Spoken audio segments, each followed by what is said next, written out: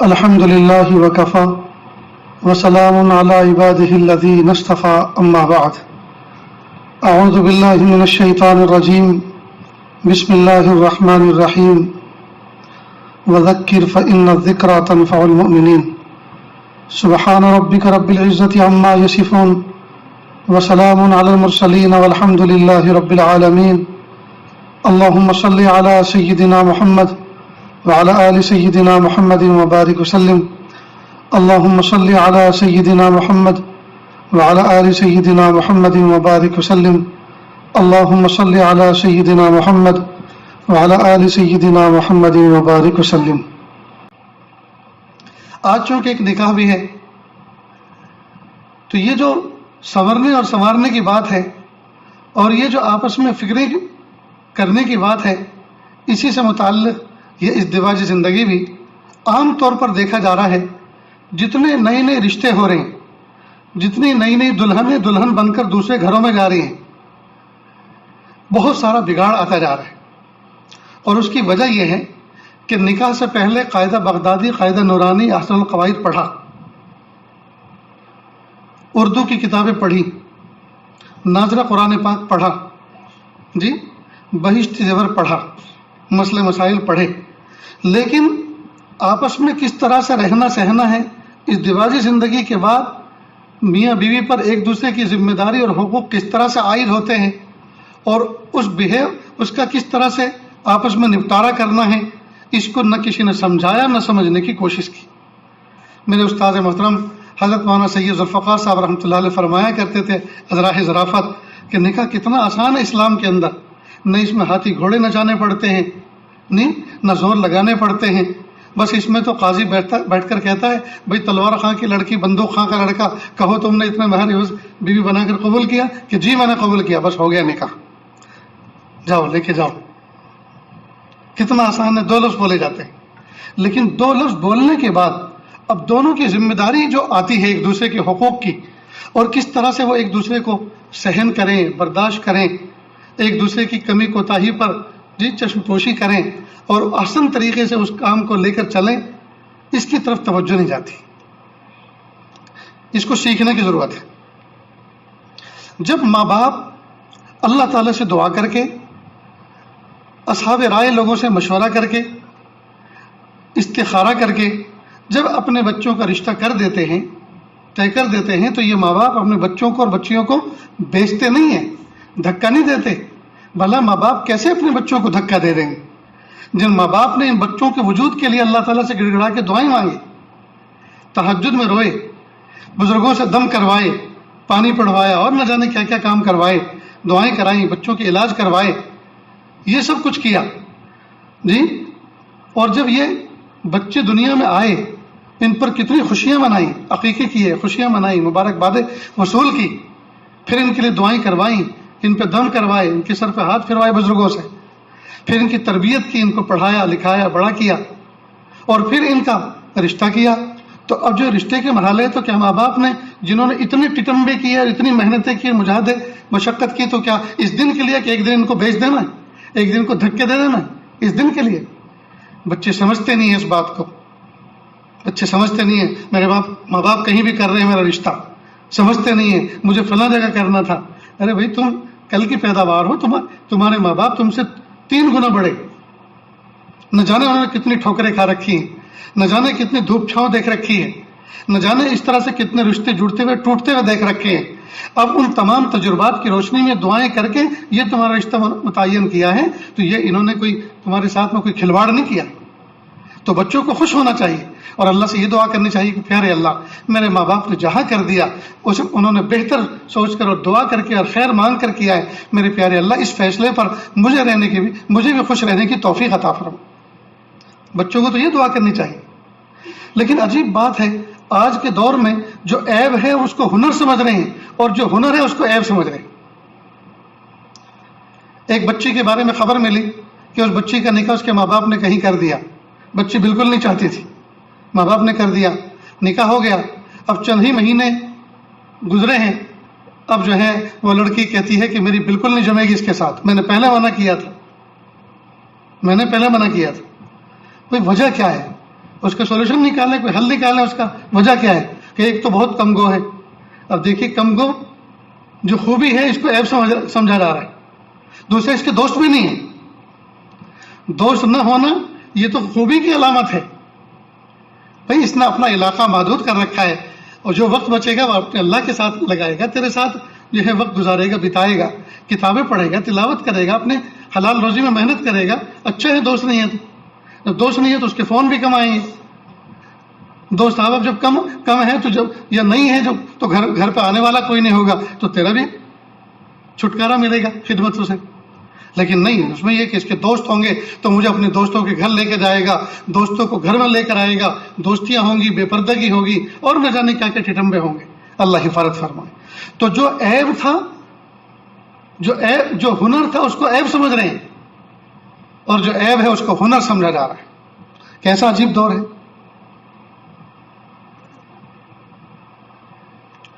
تو جب ماں باپ کسی رشتے کو کوئی بچے بچیوں کا طے کر دیں, اس پر دونوں کو اللہ تعالیٰ سے خوش اظہار کرنا چاہیے, تشکر کے جذبات دکھانے چاہیے, اور اللہ کے سامنے کہیں میرے پیارے اللہ, ماں باپ نے رشتے کر دے ہیں لیکن ابھی ہمیں مناسبت نہیں ہے, میرے پیارے اللہ مناسبت پیدا کرنا بھی تو آپ کا کام ہے, اللہ جی عافیت کے ساتھ مناسبت پیدا فرما دیجیے.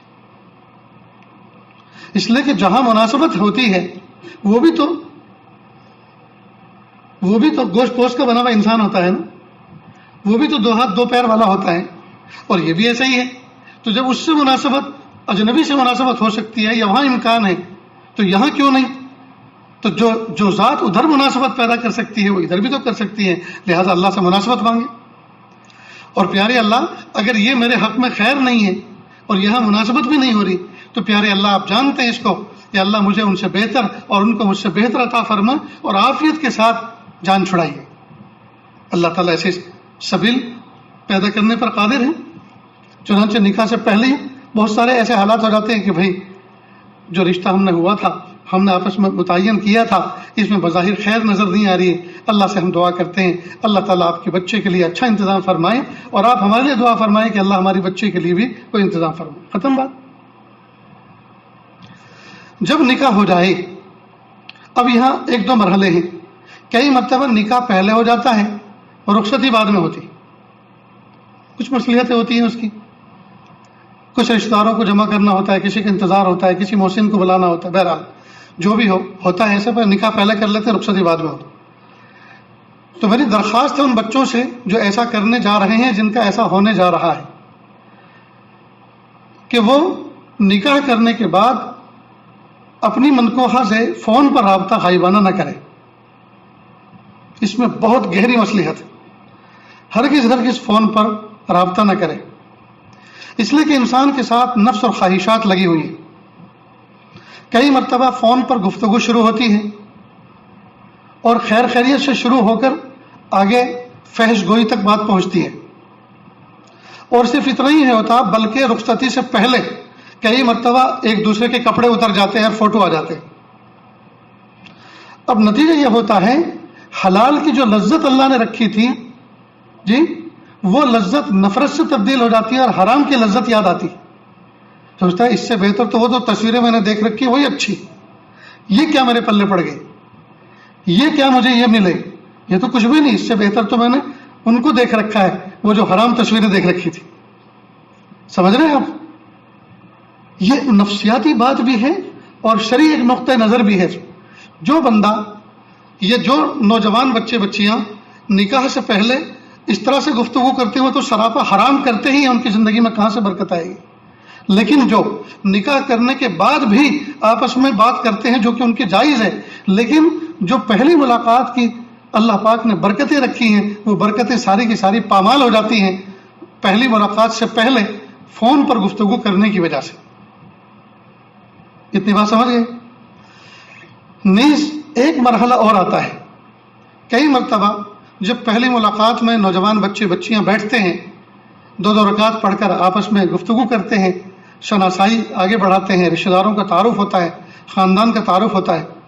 کئی مرتبہ لڑکا لڑکی سے پوچھتا ہے پلیز مجھے بتاؤ تمہارا شادی نکاح سے پہلے کسی کے ساتھ افیئر تھا, کسی کے ساتھ کوئی چکر چل رہا تھا.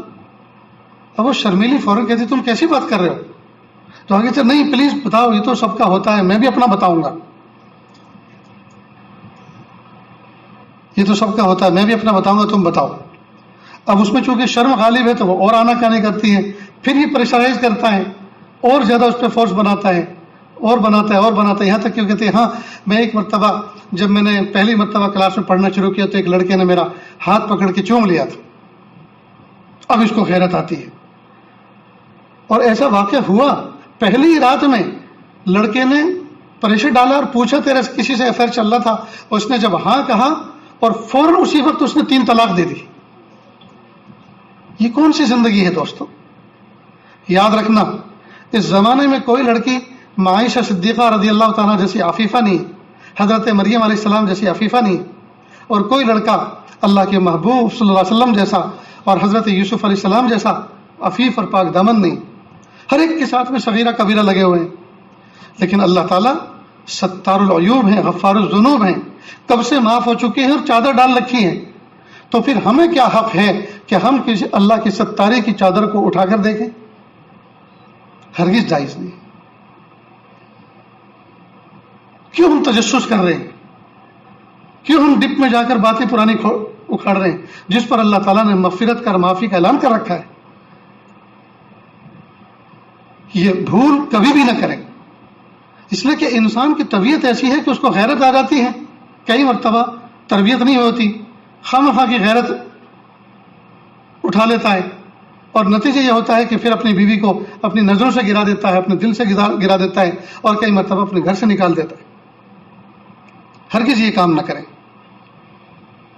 اس کے علاوہ میاں بیوی دونوں کو چاہیے کہ دونوں ایک دوسرے کی عزت نفس کا خیال رکھیں، عزت نفس کا خیال رکھیں۔ اگر شوہر عالم ہے، شوہر متقی ہے، عالم ہے، بیوی کو چاہیے کہ بہت سارے وہ لباس جو جائز ہیں لیکن بحیثیت اس کے کہ اس کی اضافت ایک عالم کے ساتھ ہے تو اس کے اوپر اس کی عالمیت پر، اس کی ثقافت پر حرف نہ آئے، اس کو چاہیے کہ وہ جائز حرکت بھی نہ کرے، ایسا لباس جو جائز ہے وہ بھی نہ پہنے جو اس کی ثقافت کے خلاف ہے، کہ لو یہ بزرگ ہیں، یہ عالم ہیں، یہ قاری ہیں اور یہ مفتی ہیں، اور ان کی بیوی تو دیکھو کیسا پہنتی، حالانکہ وہ جائز لباس ہے لیکن اضافی اعتبار سے، اس کے مرتبے اور مقام کے اعتبار سے وہ ذرا فٹ نہیں بیٹھتا، تو احتیاط کریں، اس کی احتیاط کریں۔ اسی طرح جوتے چپل میں بھی ایسا فیشن جس کو اوباش قسم کے لوگ یا آوارہ قسم کے لوگ یا بے حیا قسم کا استعمال کرتے ہیں، اپناتے ہیں، وہ بھی نہ اپنائیں، اس لیے کہ یہ آپ دونوں کے جوڑے کے وقار کے خلاف ہے، ثقافت کے خلاف ہے۔ اللہ رب العزت نے جو ظاہری وجاہت عطا فرمائی ہے اس کے پاسداری بھی تو بندے کو کرنا چاہیے۔ عاجز کہا کرتا ہے جو بچے مفتی بنتے ہیں ان کو چاہیے کہ وہ ظاہری اخلاق اور وضاقتوں کو بھی درست رکھیں، اس لیے کہ جو مفتی اور جو حکیم جتنا زیادہ متقی ہوگا، جتنا زیادہ وضاءدار ہوگا، متقی ہوگا، اس کے نسخے میں اور اس کے مسئلے میں اتنی زیادہ برکت ہوگی۔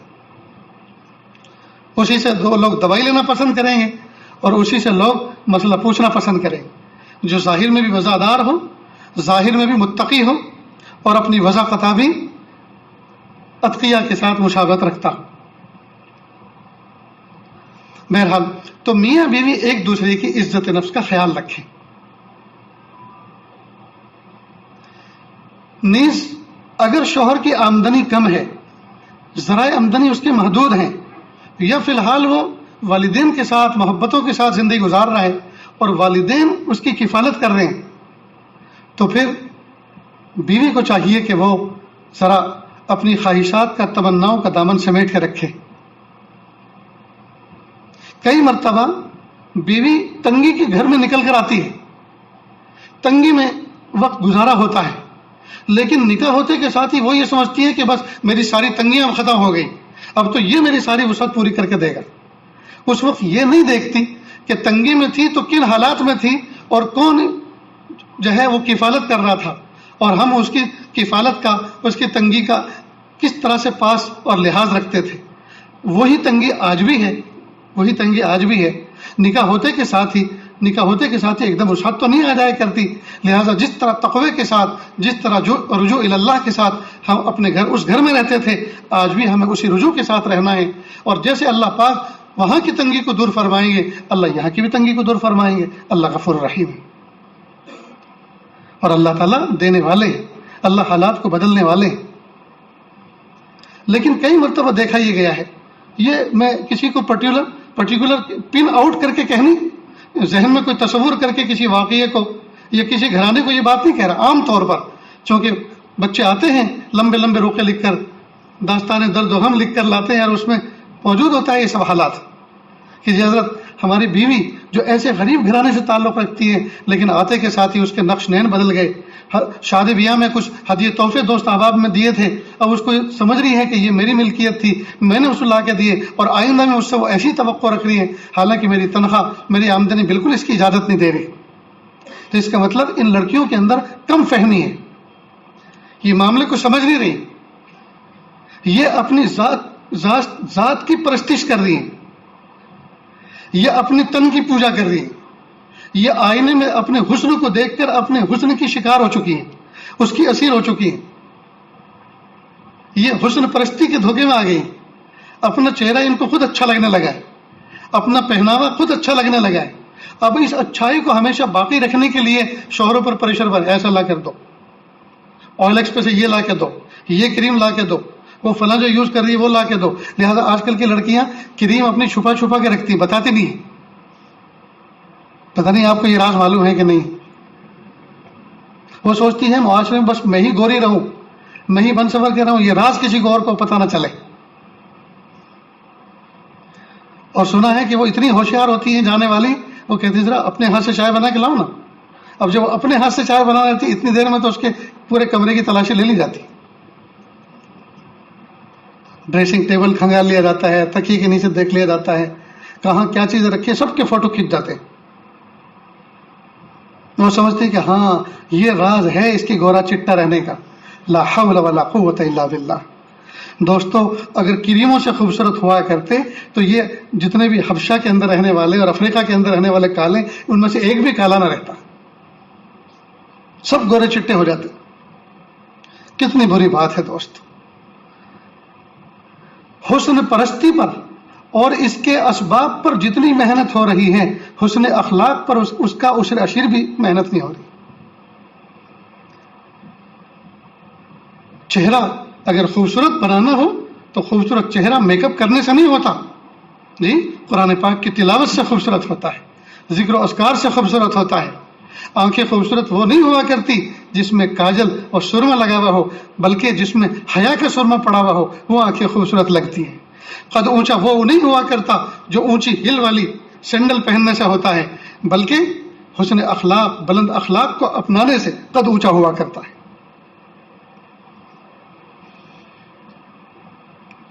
تو شادی بیاہوں کے اندر نکاح کے بعد یہ سب مراحل آتے ہیں. شوہر کو چاہیے وہ خود بھی متقی رہے، نمازوں کا اہتمام کرے، سنن و نوافل کا اہتمام کرے، ذکر و اذکار کا اہتمام کرے، تلاوت کا اہتمام کرے، تبھی تو اپنی بیوی سے کہہ سکے گا. کئی مرتبہ ماں کہتی ہے بھائی اپنی بیوی کو کہو نا قرآن شریف پڑھے. تم کہو. تم کیوں کہو؟ اس لیے کہ خود کہنے کا منہ ہی نہیں ہے.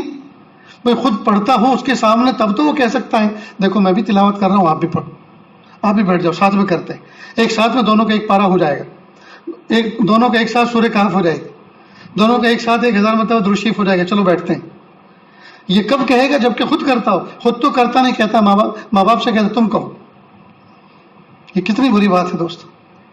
تو اپنے عملی پہلو کو اپنی بیوی کے سامنے مضبوط کرے، تبھی وہ کہنے کے قابل رہے گا. جب اپنا عملی پہلو کمزور رکھے گا زندگی بھر کبھی اپنی بیوی کو نہیں کہہ سکے گا. اتنی بات یاد رکھنا، یہ نفسیاتی بات ہے. تو شوہر کو چاہیے نکاح کے بعد اپنے عملی پہلو کو مضبوط کرے، نیز خود جلدی اٹھنے کی کوشش کرے، بیوی کو اٹھائے اور بیوی کو اس بات کا مکلف کرے پیاری مجھے تو اٹھانے کے ثواب مل رہا ہے، تم بھی تو حاصل کیا کرو. کئی مرتبہ میں تھکا ہارا ہوتا ہوں، میں سوچتا ہوں کہ آج میں جی بھر کے سو لوں، تم مجھے اٹھاؤ. اب جب میں اسی فکر کے ساتھ سوؤں گا کہ مجھے اٹھانا ہے تو میری نیند پوری نہیں ہوگی، میرا ٹینشن رہے گا اسی کا. تو میں چاہتا ہوں کہ ذرا سکون سے سو جاؤں، لیکن اٹھانے کی ذمہ داری تمہاری. یہ کب کہے گا؟ جبکہ وہ خود بھی اٹھا چکا ہوگا۔ نیز دوستو، صاف ستھرا رہنے کا مزاج بنائیں۔ آج کل نوجوان لڑکے لڑکیوں میں، یعنی نئی نویلے دلہا دلہن جو کپل ہوتے ہیں، ان کے اندر نفرتیں اس لیے بھی ہو رہی ہیں کہ یہ آپس میں صاف ستھرے نہیں رہتے۔ شوہر یہ تو چاہتا ہے کہ بیوی لہکتی مہکتی ہو، لیکن یہ نہیں سمجھتا کہ بیوی بھی کی تو کچھ تمنائیں ہیں، وہ بھی تو چاہتی ہے میرا شوہر لہکتا مہکتا ہو۔ خود مثال کے طور پر گیریج میں کام کرتا ہے، اگر یہاں کوئی ہو تو برا نہ مانے، میں اس کو نہیں کہہ رہا، ایک عام بات کہہ رہا ہوں، آپ تو ماشاءاللہ بہت اچھے ہوں گے۔ گیریج میں کام کرتا ہے، اب گیریج میں کام کرنے والے آپ جانتے ہیں کتنے خوبصورت ہوتے ہیں، ان کے لباس وغیرہ، جی گریس لگا ہوا ہے، آئل بکھرا ہوا ہے، ہاتھ کالے ہیں، وہ ان کے تو کالے ہیں جن سے وہ مسافہ کرتے ہیں، ان کو بھی کالا کر دیتے ہیں۔ اب اسی لباس کے ساتھ لیٹ نائٹ گھر میں آتا ہے اور اسی میں سوتا ہے، اور بیوی پہلو میں، اب چاہتا ہے کہ مجھے محبت کی نظر سے دیکھے۔ اب گریس میں سنے ہوئے شخص کو محبت کی نظر سے کون دیکھے گا؟ خود کے جسم میں مرے ہوئے کتے جیسی بدبو آ رہی، کتنی بری بات ہے دوست۔ اسلام نے نظافت نصف الایمان، الطہارۃ شطر الایمان، او کما قال علیہ الصلوۃ والسلام، پاکی اور صفائی اسلام کا آدھا حصہ ہے۔ کون اس پر عمل کرے گا؟ میں اور آپ نے عمل کریں گے تو کون اس پر عمل کرے گا؟ اللہ کے محبوب صلی اللہ علیہ وسلم کی ہر ادا، ہر تعلیم قابل عمل ہے، قابل اختیار ہے۔ چنانچہ اب چاہیے کہ دونوں صاف ستھرے رہیں، اور بہتر یہ ہے کہ شام کے وقت، یہ صبح تو اس کا مطلب یہ نہیں کہ دن بھر گندے رہیں، شام کے وقت زیادہ صفائی کا اہتمام کریں، اس لیے کہ دونوں کے ملنے کا وقت یہ شام کا وقت ہے۔ شوہر کے جب آنے کا وقت ہو گھر میں، اس وقت وہ باتھ لے کر، غسل کر کے، ہلکا پھلکا میک اپ کر کے، کپڑے صاف ستھرے کر کے تیار رہے، اس لیے کہ اس کو دیکھنے والی ہستی، جی اس کا قرب حاصل کرنے والی ہستی جس کو شوہر کہتے ہیں، اس کے آنے کا وقت ہو چکا ہے۔ اب عام طور پر دیکھا گیا ہے کہ عورتیں اسی وقت کام لے کر بیٹھتی ہیں، جھاڑو پوچھا لے کر بیٹھتی ہیں، اسی وقت بال بکھیرتی ہیں، اسی وقت دوپٹہ گلے میں ڈالتی ہیں جب شوہر کا آنے کا وقت ہوتا ہے، اور وہ ایسی جھاڑو دے رہی ہوتی ہیں کئی مرتبہ یہ بھی پتہ نہیں چلتا یہ اپنے والی ہے یا کام والی۔ یہ غلط بات ہے دوست۔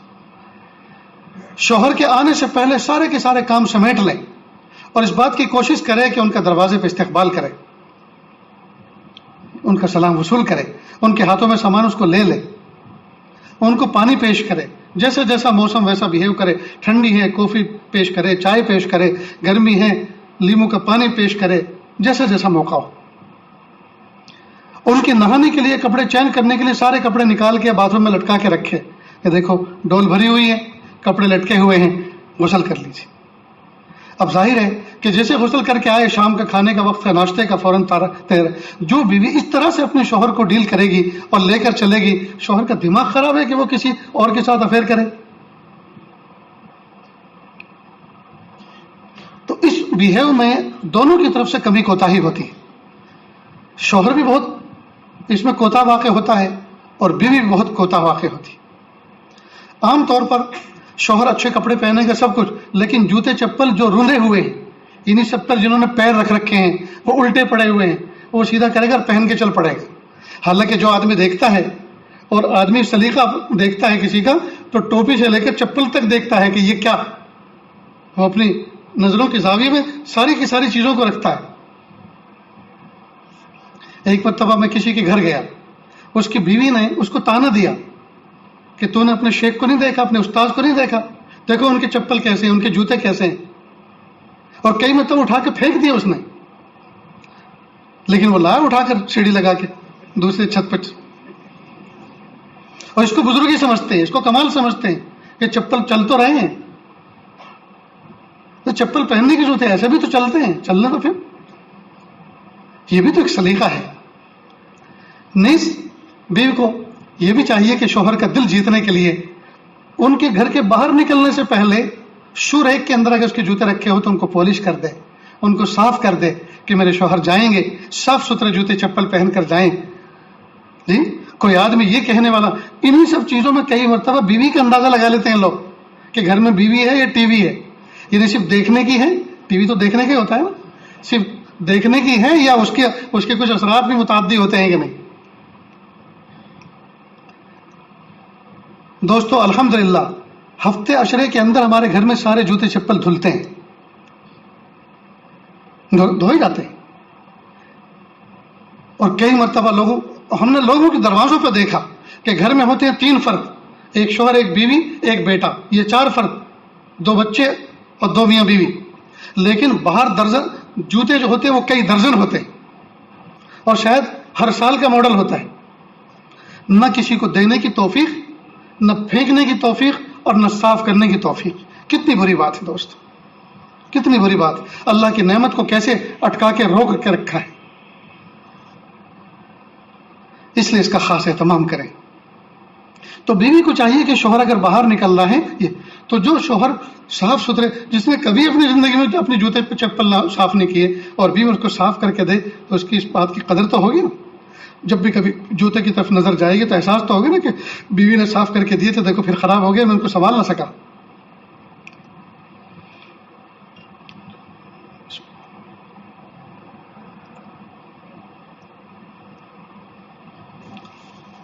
نیز دوستو شوہر کو چاہیے کہ ہر مہینے اپنی بیوی کو کچھ نہ کچھ دیا کرے.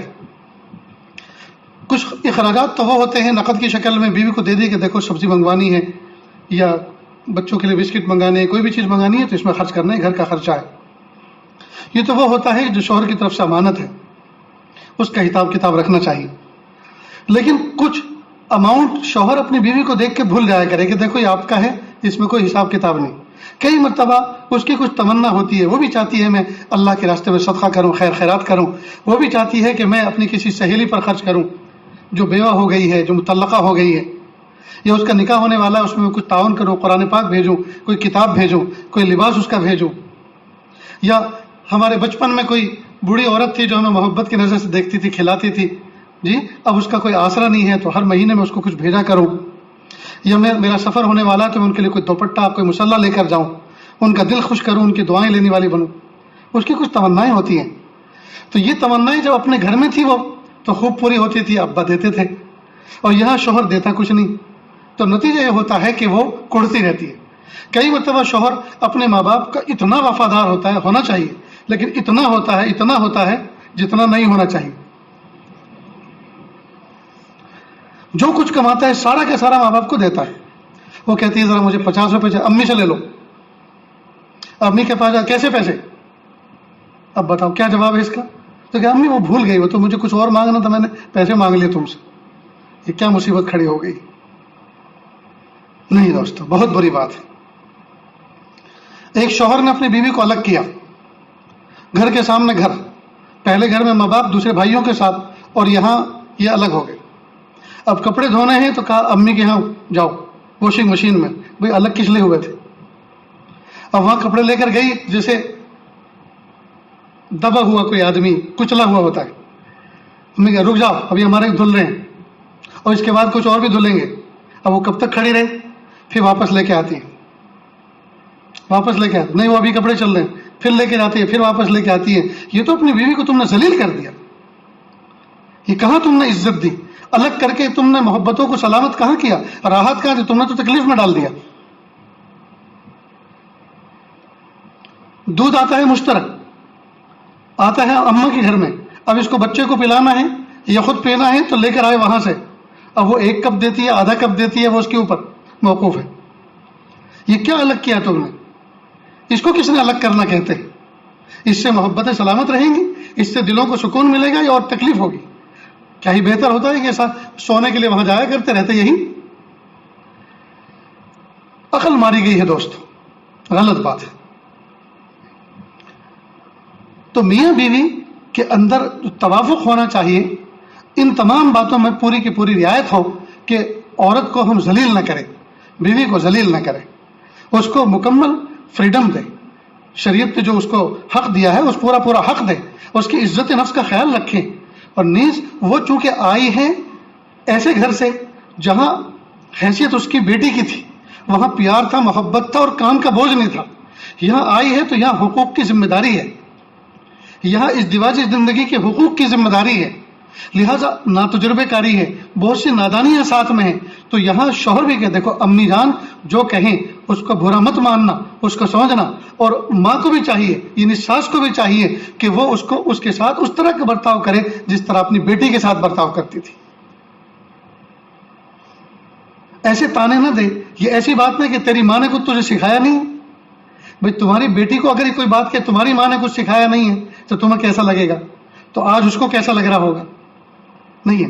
بیٹی دیکھو یہ کام اس طرح سے کیا جاتا ہے، اور دیکھو اب تم ذمہ دار ہو، تمہارے ذمہ شوہر کے حقوق ہیں، تمہارے ذمہ بچوں کے حقوق ہے، تربیت ہے، لہٰذا اب یہ نادانی مت کرو، یہ اس طرح سے مت ہنسو، یہ اس طرح سے اونچی آواز سے بات مت کرو، یہ آواز اتنا اس زور سے مت نکالو کہ پڑوسیوں کو پتہ چلے مثلا.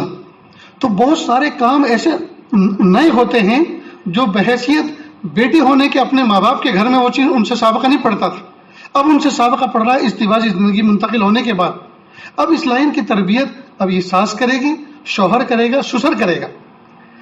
جی یہاں اس لائن کی تربیت اس گھر میں ہوگی، تو اس لائن کی تربیت اس انداز سے ہونی چاہیے کہ اس تربیت کو وہ تربیت سمجھ کے لے، اس کو اعتراض نہ سمجھے. یہ وہ کہنے کا انداز ایسا ہو کہ اس کو نفرت سے نہ لے، بلکہ محبتوں کے ساتھ لے کے ہاں یہ ایک سمجھنے کی چیز ہے، یہ ایک سیکھنے کی چیز ہے. دوستو یہ بات سمجھ میں آ رہی ہے؟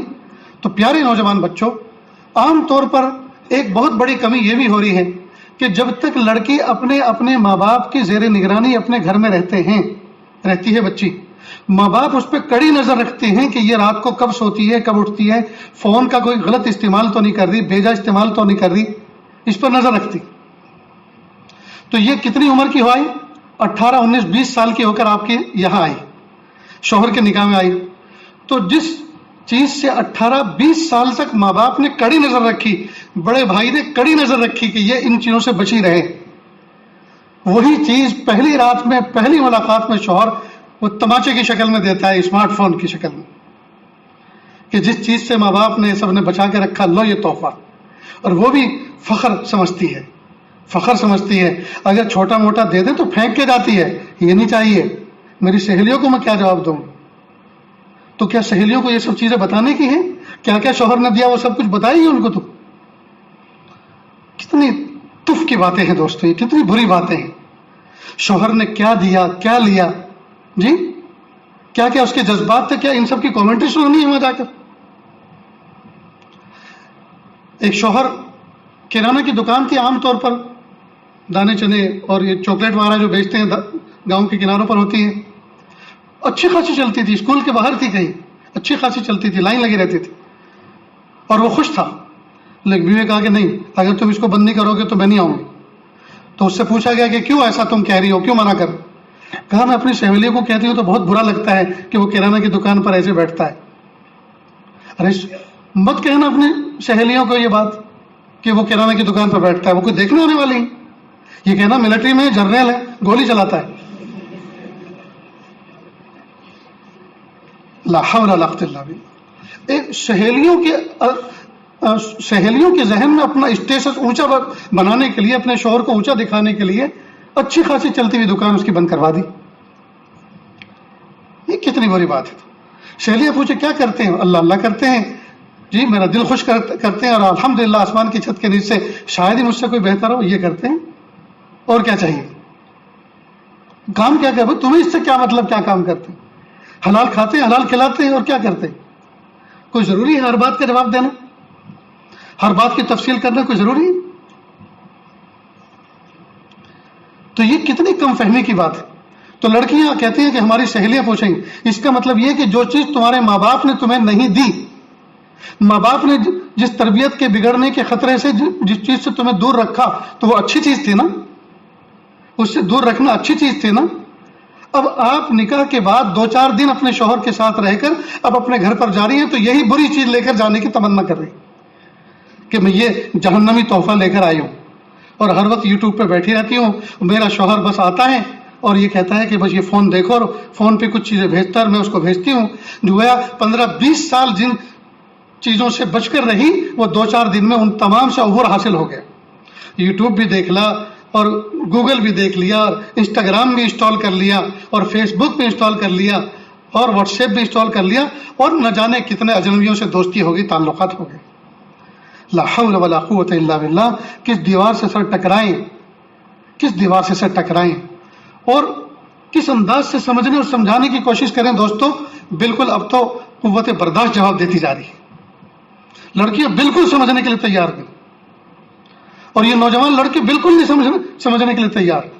तो ये भी तो कह सकते हैं मेरा फोन है, माँ बाप से तो बात करनी है। और हाँ, अच्छी तरह से ये बातें न जाने इंटरनेट के जरिए से कहां कहां तक दुनिया सुन रही हो। लड़कियां जिनका निकाह होता है अपने घर से फोन लेकर हरगिज न जाएं अपने ससुराल में, इसलिए कि जब ये फोन लेकर आ रही हैं तो इसका मतलब उन तमाम ताल्लुकात के साथ आ रही हैं जो निकाह से पहले ताल्लुकात जुड़े हुए थे, चाहे वो सहेलियों से थे चाहे सहेलों से थे। शोहर के जहन में फौरन ये बात खटकती है, ओहो ये अकेले नहीं आई, ये तो अपने साथ में न जाने कितने वबाल लेकर आई। इसलिए कि उन सब के साथ में भी चैटिंग करेगी, उनके साथ में जो है पूरी ब्रीफिंग देगी निकाह के बाद क्या हो रहा है, क्या खा रही हूं, क्या खिलाया जा रहा है, क्या पहने बैठी हूं और क्या पहनाया जाने वाला है। हर चीज के फोटो शेयर होंगे। इससे शोहर के दिल पर इंतहाई बुरा असर पड़ता है।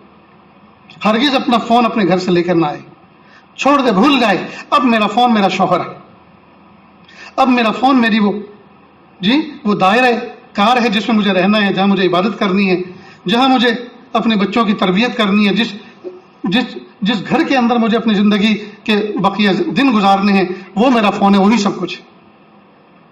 हाँ, मुझे अपने माँ बाप से राब्ता करना होगा तो अपने शोहर के फोन से करूंगी, वही कराएंगे। जो बीवी, जो औरत अपने शोहर के फोन से अपने माँ बाप से बात करती है, शोहर के दिल में भी एतमाद रहता है, कॉन्फिडेंस रहता है, और वो शोहर कभी भी उस पर शक की नजर से नहीं देखता।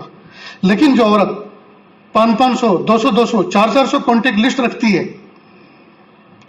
है, शोहर के उसी वक्त से इस पर जो है शक खाने लगता है कि जिसके इतने सारे अलाइक हों, इतने सारे ताल्लुकात हों, क्या कुछ बात नहीं होती होगी, क्या कुछ ये सीखते नहीं होगी, क्या कुछ ये देखते नहीं होगी, क्या कुछ ये बात नहीं करती होगी। यही से दिल के अंदर खटास पैदा हो जाता है।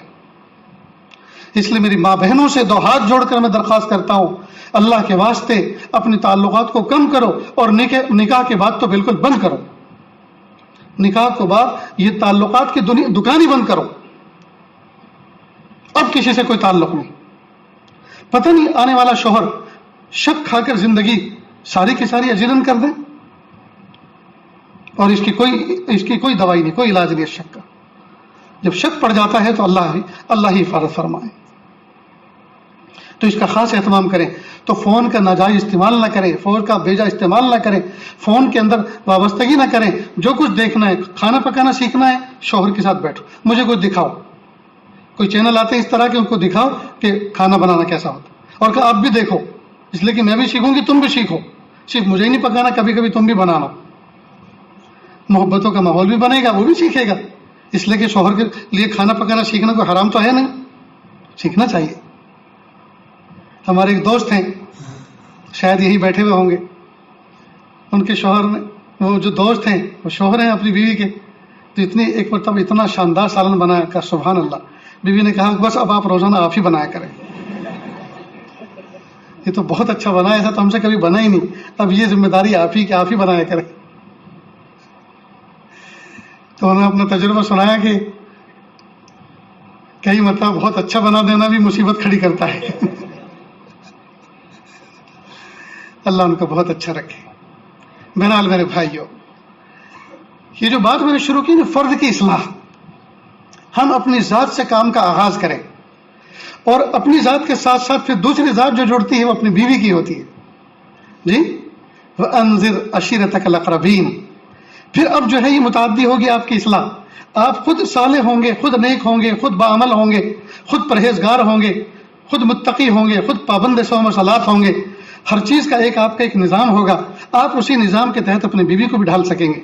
और अगर आपका कोई निज़ाम औकात नहीं है तो याद रखना उसका भी कोई निज़ाम औकात नहीं होगा। आपका सोने का कोई निज़ाम नहीं होगा तो उसका भी उठने का कोई निज़ाम नहीं होगा। आप सोने जागने में बेहतियाती करेंगे तो आप किस फूटे मुंह से उसको कहेंगे कि तू तो एहतियात कर। आप साफ सुथरे नहीं रहेंगे तो आप उससे क्या तवक्को कर सकते हैं वो साफ सुथरा रहे। आपके मामलात खराब होंगे। आपके फोन में दुनिया भर की लड़कियों के फोटो होंगे, दुनिया भर की हंसी मजाक के फोटो होंगे, तो फिर आप उसके फोन को क्या चेक कर सकेंगे और क्या देख सकेंगे। اور کیا اس کو کہہ سکے کہ دیکھو بہت برا. ہم دونوں ایک دوسرے کو دیکھ لیا کریں, ہم دونوں ایک دوسرے کے لطیفوں میں شریک رہیں, بس یہی کافی ہے, دوسروں کو دیکھنے کی ضرورت نہیں ہے. یہ حلال ہے, وہ سب حرام ہے. لیکن دوستو یہ ہوگا تب جب ہم اپنی اپنی فکر کریں. بیوی بھی اپنی ذات کی فکر کرے, مجھے صفات والا بننا ہے, مجھے باکمال بننا ہے, مجھے نمازی تہجد گزار بننا ہے, مجھے قرآن پاک کی تلاوت کرنے والا بننا ہے, مجھے اپنے اپنے کام خود سمیٹنے ہیں, مجھے اپنے کپڑوں کو باتھ روم سے نکال کر خود ڈسٹ بین میں ڈالنا ہے, مجھے اپنے کپڑوں کو واشنگ مشین میں خود ڈالنا ہے. ہر آدمی اگر اپنا اپنے کام کی ذمہ داری لے لے تو دوستو یہ بھی ایک دوسرے کے ساتھ میں کتنا بڑا تعاون ہوتا ہے. ہر آدمی اپنی اپنی ذمہ داری کام کی اگر لے لے تو یہ بھی دوسرے کے ساتھ کتنا بڑا تعاون ہوتا ہے. جیسے کسی بزرگ نے فرمایا تھا کہ بھئی آپ مدارس کے ساتھ, مکاتب کے ساتھ, خانقاہوں کے ساتھ تعاون کریں, اپنا تعاون پیش کریں, اور سب سے بڑا تعاون یہ ہے کہ آپ مخالفت نہ کریں, آپ مخالفت نہ کریں. تو عائلی زندگی, خاندانی زندگی گزارنے میں ایک کمال یہ بھی ہے کہ اگر کسی کا ساتھ نہ دے تو کم از کم اپنا اپنا کام تو نبھائیں. اگر کسی کی تعریف نہیں کر سکتی پھوٹے منہ تو کم از کم اس کی برائی تو نہ کریں, بے ضرر بن کر رہیں. اور کئی مرتبہ کہتے ہیں الحمدللہ ہمارے گھر میں تو ایسی بہو آئی ہے, کسی کے ساتھ کوئی لین دین نہیں, کوئی معاملہ نہیں ہے, بس اپنے اپنے کام میں مگن ہے, اور ہم خوش ہیں کہ اپنا کام تو نپٹاتی, اپنا کام تو نپٹاتی. تو دوستو اس بات پر اس کا فکر کریں, اس کا اہتمام کریں کہ ہم اپنے کاموں کی ذمہ داری خود لیں, اپنے لیے اپنی ذات کو کسی پر بوجھ نہ بنائیں, بوجھ نہ بنائیں. دوسرا یہ کہ اپنی ذات کی اصلاح کی فکر کریں, اپنی اصلاح کی فکر کریں. اسی کے آئینے میں دوسرے والا اپنی تصویر دیکھنا شروع کرے گا کہ جب یہ ایسا ہے تو مجھے کیسا رہنا ہے, اور جب خود ایسا ویسا ہوگا تو پھر سامنے والا تو بگڑنا یقینی. اس کا خاص اہتمام کریں. نیز میاں بیوی کو ایک دوسرے کی عزت نفس کا پورا خیال رکھنا چاہیے. اگر بیوی عالمہ ہے اور شوہر عالم نہیں ہے بلکہ ایک عامی ہے تو اس کا اس بات کا خیال رکھنا چاہیے کہ میری بیوی کل کتابی تعلیم کرے گی, میری بیوی دین کا کوئی حلقہ لگائے گی, تو جب گھر میں آنے والی بچیاں ہوں گی تو آخر ہمیں بھی تو سمجھیں گے, ہمیں بھی تو دیکھیں گے کہ ان کے شوہر تو ایسے ہیں, یہ تو فاسق و فاجر کی طرح رہتے ہیں, یہ تو لباس میں پہننے میں احتیاط نہیں کرتے, یہ تو گھر میں آنے جانے میں بھی احتیاط نہیں کرتے. تو پھر وہ کیا دین کی تعلیم لے کر جائیں گے, اور یہ عالمہ ہونا پھر کیا کام کا ہوگا جو اپنی ذات سے نفع کسی کو نہ پہنچا سکے. اور نفع نہ پہنچنے میں شوہر کی بدعملی کا بہت بڑا دخل ہوگا. تو شوہر کو چاہیے کہ اس کی عزت نفس کا خیال رکھے. اسی طرح شوہر اگر عالم ہے اور بیوی عالمہ ہے یا عامی ہے تو اس کا پورا خیال رکھے کہ لوگ اس کی نسبت پر مجھے دیکھتے ہیں کہ یہ فلاں عالم کی بیٹی ہے, یہ فلاں عالم کی بیوی ہے, یہ فلاں عالم کے نکاح میں ہے, دیکھو یہ فیشنیبل کیسی کیسی چیز استعمال کرتی ہے, یہ کس طرح سے بیہیو کرتی ہے, یہ کس طرح زبان درازی کرتی ہے, یہ کیسا کیسا بولتی ہے, یہ اتنا بھی خیال نہیں رکھتی. یا پھر یہ لوگ کہیں گے کہ وہ اپنی بیوی کو نہ سنبھال سکے تو دوسروں کو کیا سکھاتے ہوں گے. اس سے ان کی نفع رسانی میں ضرر پیدا ہوگا. تو اس کا خاص خیال رکھیں. تو ان چند باتوں پہ عمل کریں گے نا دوستو. تو شوہر کو چاہیے کہ ہر مہینے اپنی بیوی کو کچھ نہ کچھ دے کر بھول جایا کرے تاکہ وہ اللہ کے راستے میں اپنی مرضی سے کچھ خرچ کر سکے. نیز صاف ستھرا رہنے میں ایک دوسرے کا تعاون بھی کریں, اور صاف ستھرا رہنے میں ایک دوسرے کو ترغیب بھی دلائیں, اور خود صاف ستھرا رہنے کا اہتمام کریں. پڑوسیوں کے ساتھ حسن سلوک کریں, پڑوسیوں کے ساتھ حسن سلوک کریں. اگر پڑوس میں کوئی غریب ہے اس کی عزت نفس کا خیال رکھیں.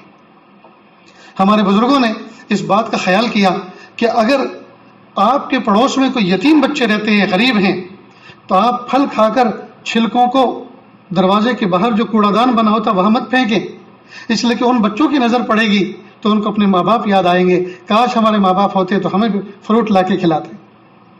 اگر آپ اپنے بچوں کو کھلونا دے کر کھلانا چاہتے ہیں تو بہتر ہے کہ چھوٹا موٹا کھلونا ان یتیم بچوں کے لیے لے آئے. اور اگر آپ اس قابل نہیں ہیں تو پھر اپنے بچوں کو کہیں کہ وہ بچے کھلونا لے کر باہر کھیلنے نہ جائیں, اس لیے کہ ان بچوں کو اپنے ماں باپ یاد آ جائیں گے, ان کا دل ٹوٹے گا. غرض یہ کہ ہم اپنی زندگی کو اس طرح سے مینٹین کریں کہ ہماری زندگی سے, ہمارے بیہیو سے, ہمارے برتاؤ سے کسی کا دل نہ ٹوٹے.